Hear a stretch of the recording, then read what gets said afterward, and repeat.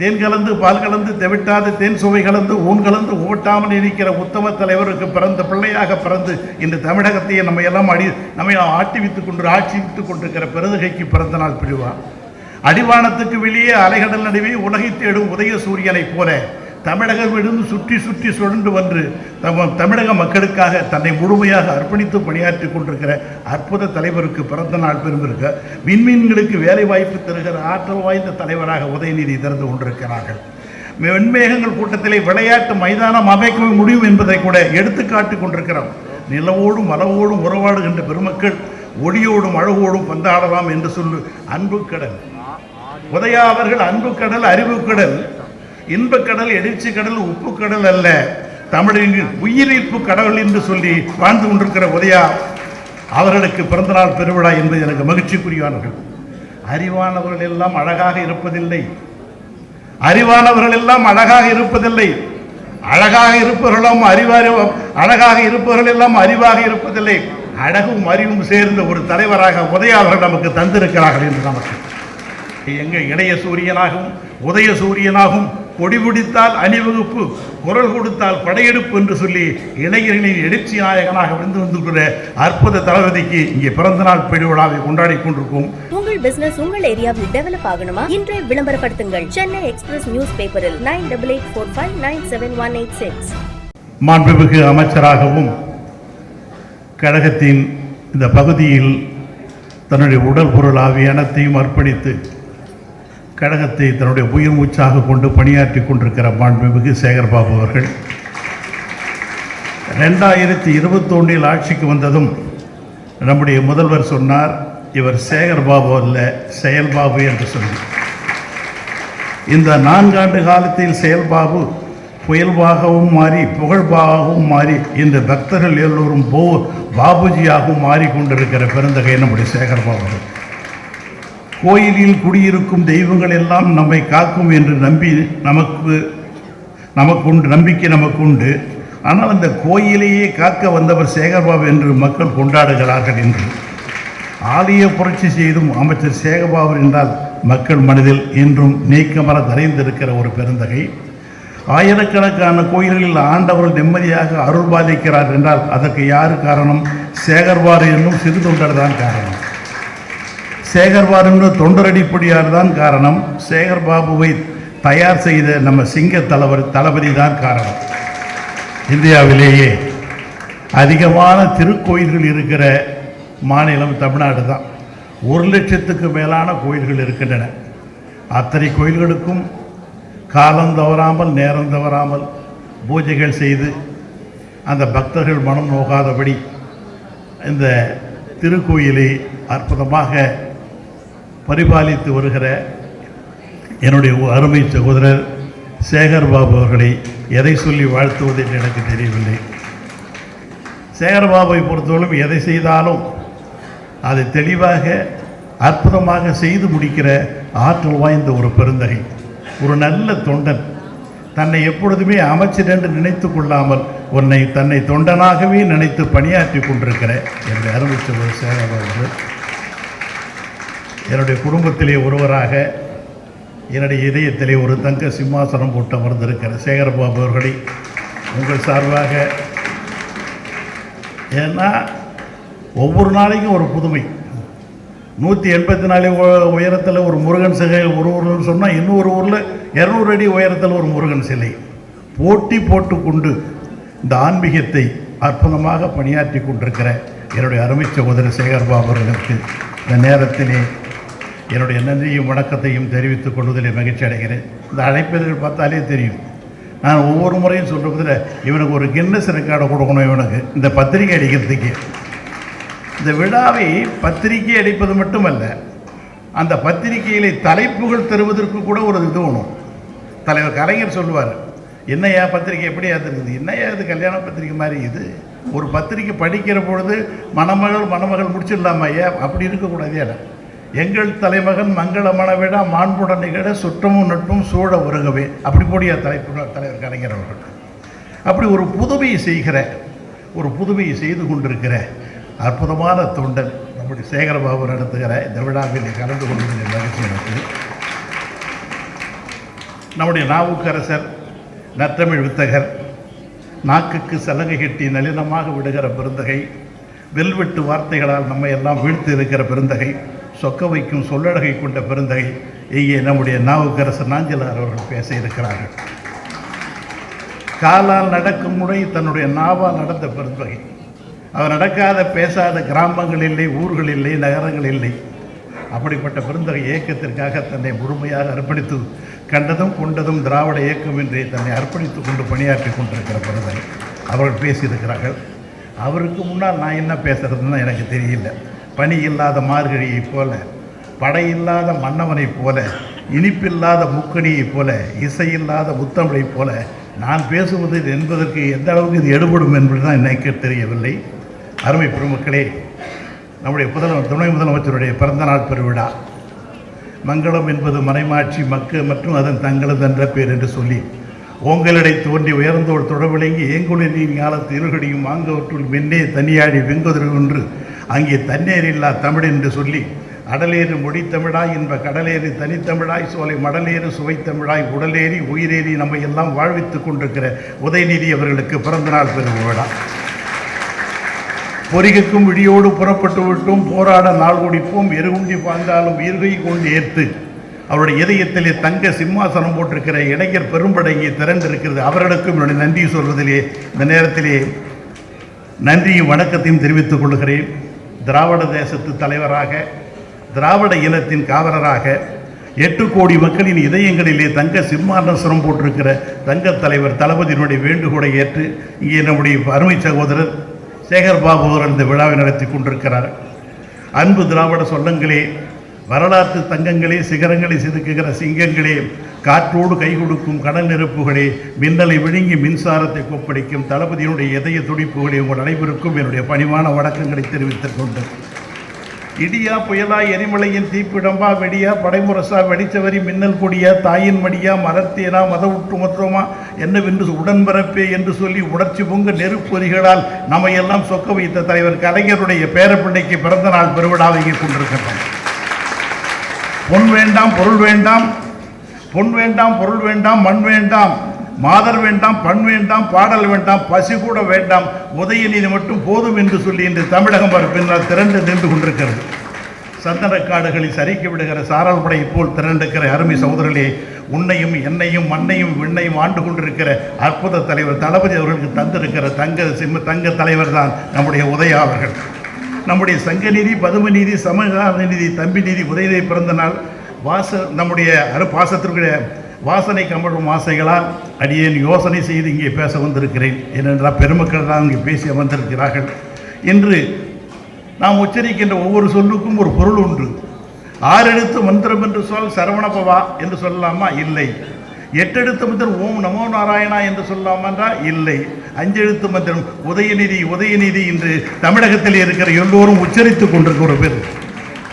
அற்புதமான தலைவர். தேன் கலந்து பால் கலந்து தெவிட்டாது தேன் சுவை கலந்து ஊன் கலந்து ஓட்டாமல் இருக்கிற உத்தம தலைவருக்கு பிறந்த பிள்ளையாக பிறந்து இந்த தமிழகத்தையே நம்மை எல்லாம் ஆட்சிவித்துக் கொண்டிருக்கிற பெருந்தகைக்கு பிறந்த நாள் பிரிவா.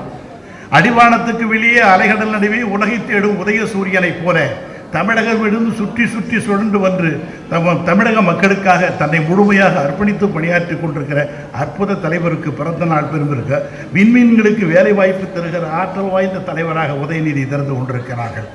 வெண்மேகங்கள் கூட்டத்திலே விளையாட்டு மைதானம் அமைக்க முடியும் என்பதை கூட எடுத்துக்காட்டி கொண்டிருக்கிறோம். நிலவோடும் மலவோடும் உறவாடுகின்ற பெருமக்கள் ஒளியோடும் அழகோடும் பந்தாடலாம் என்று சொல்லு அன்பு கடல் உதயா அவர்கள். அன்பு கடல், அறிவு கடல், இன்பக்கடல், எழுச்சி கடல், உப்பு கடல் அல்ல, தமிழின் உயிரிழப்பு கடவுள் என்று சொல்லி வாழ்ந்து கொண்டிருக்கிற உதயா அவர்களுக்கு பிறந்தநாள் பெருவிழா என்பது எனக்கு மகிழ்ச்சிக்குரியவார்கள். அறிவானவர்கள் எல்லாம் அழகாக இருப்பதில்லை, அறிவானவர்கள் எல்லாம் அழகாக இருப்பதில்லை, அழகாக இருப்பவர்களும் அழகாக இருப்பவர்கள் எல்லாம் அறிவாக இருப்பதில்லை. அழகும் அறிவும் சேர்ந்த ஒரு தலைவராக உதயா அவர்கள் நமக்கு தந்திருக்கிறார்கள் என்று நமக்கு. ஏனென்றால் பூக்களுக்கு பூக்க மட்டுமே தெரியும், பூக்களுக்கு பூக்க மட்டுமே தெரியும், மானுக்கு துள்ளி ஓட மட்டுமே தெரியும், சூரியனுக்கு உதிக்க மட்டுமே தெரியும். உதயாவுக்கு மட்டும்தான் பூக்கவும் காக்கவும் கனிதரவும் ஆற்றல் உதயா அவர்களுக்கு மட்டும்தான் இருந்து கொண்டிருக்கு. ஒரு அற்புதமான தலைவர். கையில் எதற்கு கோடாரி, அதில் காம்பில் பார் தளபதி என்கிற முகவரி என்று சொல்லி, விழி விழி உன் விழி நெருப்பு விழி, அந்த நெருப்பு விழிக்கும் நாள் சூரியன் சின்ன பொறி என்று சொல்லி சூரிய கோலம் விழுகின்ற அற்புத தலைவருக்கு பிறந்தநாள் பெருவிழாவை இங்கே நாம் கொண்டாடி கொண்டிருக்கும். நம்முடைய இளைய சூரியனாகவும் உதய சூரியனாகவும் கொடி பிடித்தால் அணிவகுப்பு, குரல் கொடுத்தால் படையெடுப்பு என்று சொல்லி இளைஞர்களின் எழுச்சி நாயகனாக வந்துள்ள அற்புத தளபதிக்கு இங்கே பிறந்தநாள் பெருவிழாவை கொண்டாடி கொண்டிருக்கும்.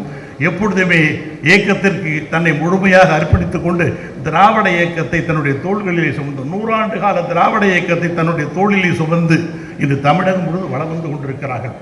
எங்கேயும் அந்த கொள்கையிலிருந்து ஒரே ஒரு அளவு கூட, ஒரு கிஞ்சித் அளவு கூட பெறாமல் தளபதி அவர்கள் எப்படி சுற்றுப்பயணம் செல்கிறார்கள் பொழுதெல்லாம் அவருக்கு வண்டி போச்சுன்னு சொன்னோம்னா, யாராவது சின்னதாக ஒரு பெட்டிஷன் எங்கன்னா வழியில் வச்சுருந்தாங்க கூட வண்டியை நிறுத்தி அந்த பெட்டிஷன் வாங்கிட்டு வர தளபதி அவர்கள்.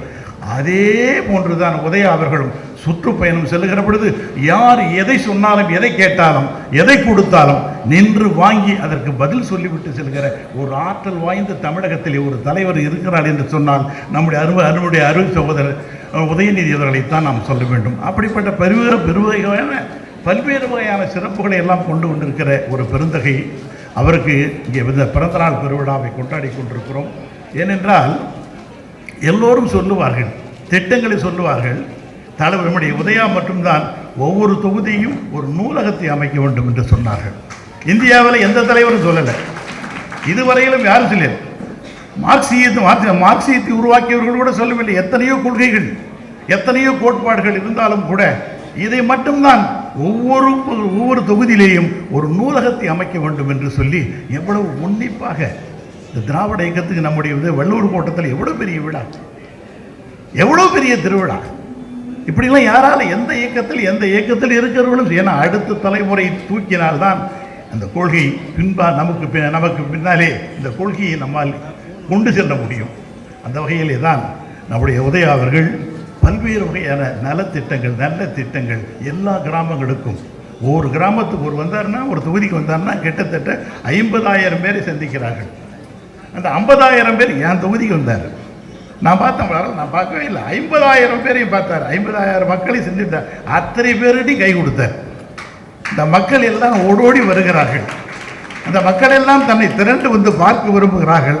அண்ணன் கொஞ்ச நேரம் வெயிட் பண்ணுங்க, எல்லாரையும் பார்த்துட்டு வரேன்னு சொல்லி மேடையை விட்டு கீழே இறங்கி போய் எல்லாரிடத்திலையும் கை கொடுத்து, எல்லாரிடத்திலையும் கேட்டு, அவர்கள் எல்லாம் தன்னுடைய சொந்த பிள்ளையை நடிகர் என்று மட்டுமல்ல, முத்தமிழர் கலைஞருடைய பேர பிள்ளை அல்லவா, நம்முடைய தங்க தலைவர் தளபதியினுடைய பிள்ளை அல்லவா, அதை கையை கொடுத்து அந்த பேரும் எவ்வளவு மகிழ்ச்சியாக செல்கிறார்கள் என்று நினைக்கிற பொழுதெல்லாம் நமக்கு மகிழ்ச்சியாக இருக்கிறது. சோவியத் நாட்டை சொர்க்கமாக்கிய மாவீரன் லெனின் ஒரு படையை திரட்டுகிறான்.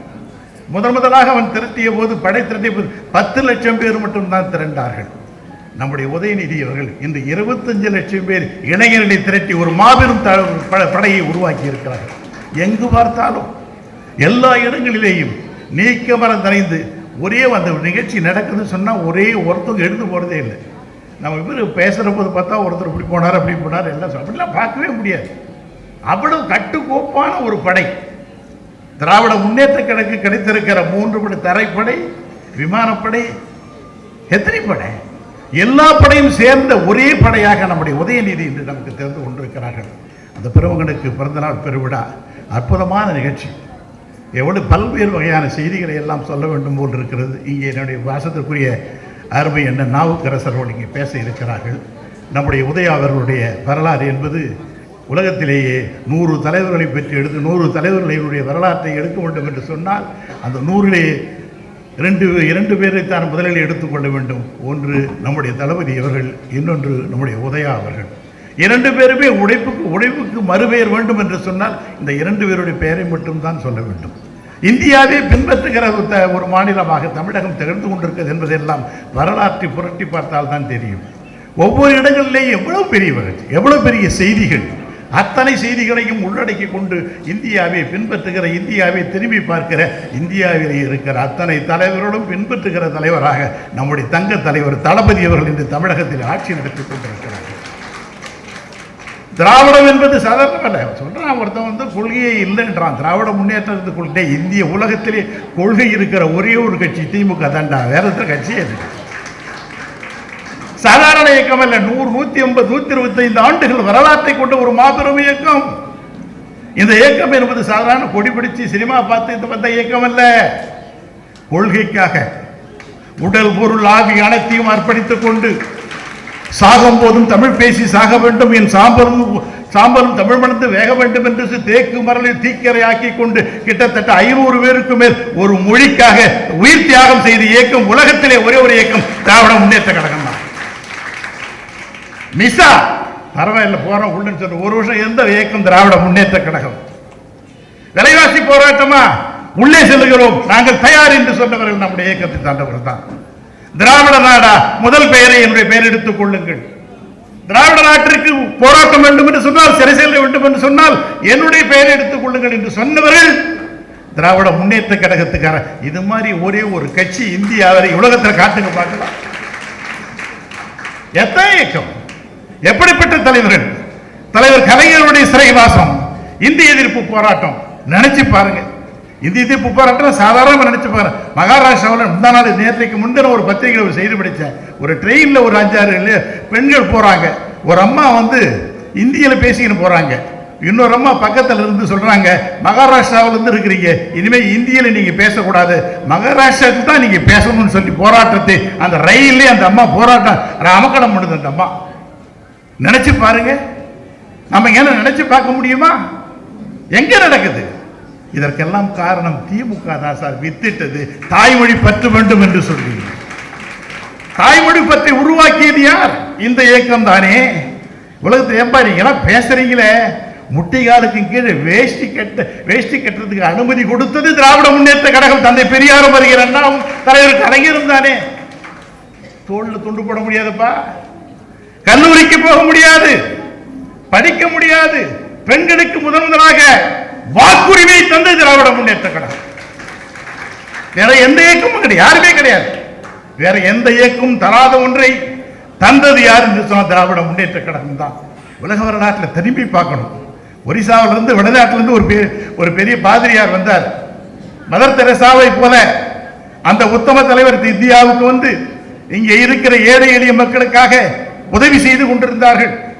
அவருடைய பிள்ளை 2 பசங்க, சின்ன குழந்தைங்க 2 பேரும்.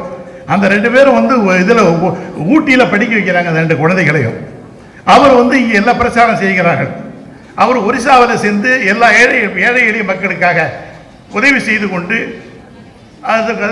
ரொம்ப எளிமையாக இருக்கிற சாதாரண குடும்பத்தில் இருக்கிறது கூட தட்டி எழுப்பி அவர்களுக்காக கல்வி, பொருளாதாரம் எல்லாம் செய்து கொண்டிருந்தார். நான் சொன்ன மாதிரி ஆண் தெரேசா என்று கூட சொல்லலாம். அவர் அந்த 2 குழந்தை ஊட்டியில் படிக்குது, அது ஊட்டியில் படிக்குது. இவர் போறாரு, அந்த 2 குழந்தையை கூட்டுன்னு வர்றார், ஒரிசாவுக்கு கூட்டும் போறார். கூட்டும் போய் ஊருக்கு உள்ள நுழையிறார்.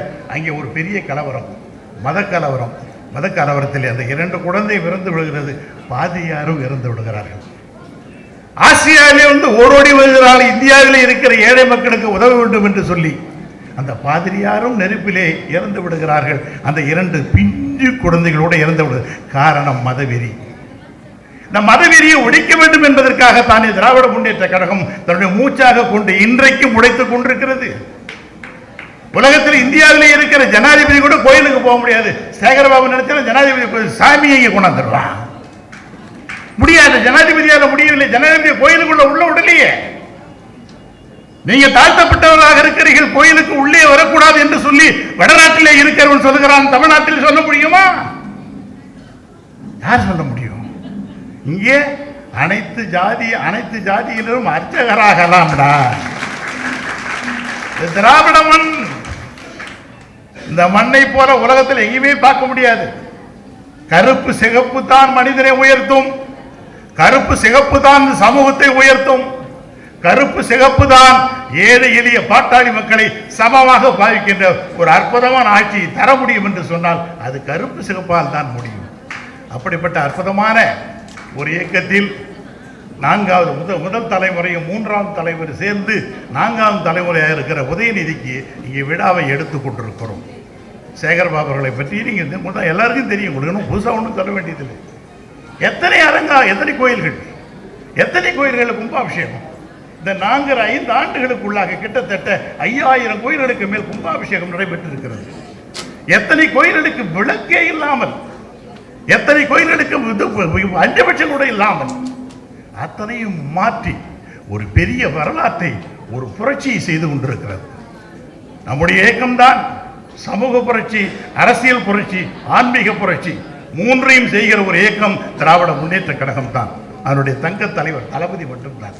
எப்படி சார் உலகத்தில் இருக்கிற நாம தேர்தல் சார் இங்கே சொல்றோம், காலை உணவு போட்டு நாம் 1 வருஷம் ஆச்சு. காலை உணவு பீகார் தேர்தலில் நம்முடைய பிரதமர் பீகாரில் போய் சொல்றாரு, காலை உணவு திட்டம் இனிமேல் நாங்கள் போடுறோம்னு சொல்லி. என்னக்க பாருங்க, நினைச்சு பாருங்க, எப்படிப்பட்டது, எப்படிப்பட்ட ஒரு நீண்ட சிந்தனை உள்ள ஒரு இயக்கத்தினுடைய தலைவராக தளபதி அவர்கள் நீங்க திறந்து விட்டிருக்கிறார்கள். எவ்வளவோ செய்திகள். பெண்கள் இலவசமாக மண்களுக்கு 1000 ரூபான்னு சொன்னேன். மகாராஷ்டிராவோட வந்தார் ஒரு துணை முதலமைச்சர், அங்கே டெல்லிக்கு வந்திருந்தார். அவரை பார்த்தேன். அவர் பார்த்தோன்னே பார்த்தா எப்படிங்க ஜெயிச்சிட்டீங்கன்னு. பரவாயில்ல, நல்லா ஜெயிச்சிட்டீங்களே அப்படின்னு கேட்டேன். நல்ல வெற்றி தான் உங்களுக்கு அப்படின்னு. அவர் சொன்ன, நாங்கள் எங்கே சார் ஜெயித்தோம், உங்கள் முதலமைச்சரை பார்த்து தான் ஜெயித்தோம் அப்படின்னு. எப்படிப்பான்னு கேட்டேன். அவர் 1000 ரூபா கொடுத்தாரு, அதையே நாங்கள் காப்பி அடித்தோம், மகாராஷ்டிராவில் நாங்கள் ஜெயிச்சிட்டு சார் சொன்னாங்க. வெறும் 1000 ரூபா. இப்படி பல்வேறு வகையான நல்ல நல்ல திட்டங்கள், மற்றவர்கள் பின்பற்றுகிற திட்டங்களை. பஸ்ஸில் பார்த்தீங்கன்னா ஒரு பேங்க்கில் ஒரு டிஜிஎம்மா இருக்கிறாங்க, ஒரு நேஷனலிஸ்ட் பேங்க் ஒரு அம்மா. அவங்க ஏன்பா லேட்டாக வந்தீங்களா மேடம், என்ன கார் இருக்குது கொடுக்கணும், காரில் பெட்ரோல் ஆகும், உங்கள் முதலமைச்சர் தான் பஸ்ஸு கொடுத்துட்டாரு, அதில் ஏறி வந்துட்டாங்க. டிஜிஎம் அவங்களுக்கு சம்பளம் 5 லட்ச ரூபா. அவங்க கூட பெண்கள் இலவசமாக பஸ்ஸில் போகலான்னு சொல்லிட்டு கொண்டாந்துருக்காருப்பா. எப்படிப்பா இந்த திட்டங்கள்லாம் யாருப்பா கொண்டாட முடியும், யாராலும் செய்ய முடியும்? ஒவ்வொரு நாளைக்கும் ஒவ்வொரு திட்டங்கள். எத்தனை தொழிற்சாலைக்கு தமிழ்நாடு இருந்து கொண்டிருக்கின்றன, எத்தனை பேருக்கு வேலை வாய்ப்புகளை உருவாக்கி கொண்டிருக்கிறார்கள். ஒவ்வொரு நாளும் ஒவ்வொன்றை ஒரு புதிதாக செய்ய வேண்டும் என்று சொல்லி, ஒவ்வொருவருக்கும் ஒரு புதியமான சிந்தனைகளை கொண்டு வேண்டும் என்று சொல்லி ஒரு அற்புதமாக ஆட்சி தேரை நடத்தி கொண்டிருக்கிறார்கள். அந்த அற்புத தலைவருடைய பிள்ளையாக தளபதி உதயாநிதி அவர்களுக்கு பிறந்தநாள் பெருவிழாவை இங்கே நாம் எல்லோரும் கொண்டாடி கொண்டிருக்கிறோம். அந்த பிள்ளை இன்னும் ஒரு 100 ஆண்டு வாழ வேண்டும். ஏன்னா திராவிட இயக்கத்தை கொண்டு கொள்வதற்கு அந்த 100 ஆண்டு கால திராவிட இயக்கத்தை தன்னுடைய தோளிலே சுமந்து நமக்கு அடுத்து வருகிற சமூகத்திற்கு, சந்ததியருக்கு எடுத்து செல்கிற ஆற்றல் அந்த உதயநிதி அவர்களுக்கு இருக்கிறது. அவர் இன்னும் பல்லாயிரத்தாண்டு, பல கோடி 100,000 ஆண்டுகள் வாழ வேண்டும் என்று இந்த நேரத்தில் தெரிவித்துக் கொள்கிறேன். என்னுடைய பாசத்துக்குரிய அருமை சகோதரர் சேகர்பாபு, நீயும் இன்னும் 100 வருஷம் இருக்கணும்டாப்பா.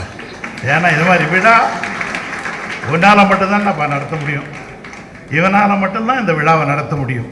இப்படிப்பட்ட அழைப்புகள் போட முடியும், இப்படி தொண்டர்களை அரவணைத்துக் கொள்ள முடியும். இந்த பாவி டெய்லி 1000 பேருக்கு சாப்பாடு போடுறான்ப்பா. இது தெரிஞ்சிருந்தால் நானே வந்துடும். கிட்டத்தட்ட 240 நாட்கள் போட்டுக்கிட்டோம். இட்லி, வடை, பொங்கல், தோசை, பூரி. ஒரு நாளைக்கு 1000 பேருக்குப்பா. இடியாப்பம்மா பாருங்க, யார் செய்ய முடியும்? பாதாம்பா. இந்த மனது வரணும் இல்லை, மனசு வரணும் இல்லை. யாருக்கு? எல்லாருக்கும் மனது.